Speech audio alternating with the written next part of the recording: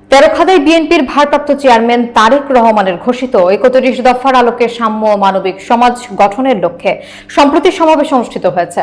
বিস্তারিত থাকছে রাসেল আহমেদের প্রতিবেদনে। খুলনা তেরখাদা উপজেলার বারাসাত ইউনিয়ন বিএনপির উদ্যোগে বুধবার ভোজনীয় প্রাইমারি স্কুল মাঠে এই সম্প্রীতি সমাবেশ অনুষ্ঠিত হয়। সমাবেশে প্রধান অতিথি হিসেবে বক্তব্য রাখেন বিএনপির জাতীয় নির্বাহী কমিটির তথ্য বিষয়ক সম্পাদক আজিজুল বারী হেলাল। ইউনিয়ন বিএনপির সাধারণ সম্পাদক মোবাশ্বের আলমের সভাপতিত্বে সমাবেশে বক্তা ছিলেন জেলা বিএনপির আহ্বায়ক মোহাম্মদ মনিরুজ্জামান মন্টু। বিশেষ অতিথি হিসেবে উপস্থিত ছিলেন জেলা বিএনপির সিনিয়র যুগ্ম আহ্বায়ক অ্যাডভোকেট মোমরেজুল ইসলাম, উপজেলা বিএনপির আহ্বায়ক চৌধুরী ফখরুল ইসলাম বুলু এবং সদস্য সচিব FM হাবিবুর রহমান।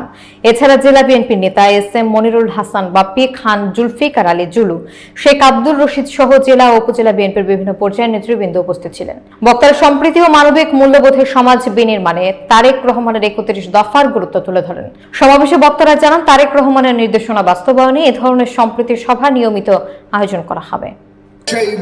সেই পরিকল্পনাকারী আমাদের নেতা দেশ নায়ক তারেক রহমানকে জানাচ্ছি সালাম, শুভেচ্ছা এবং অভিনন্দন।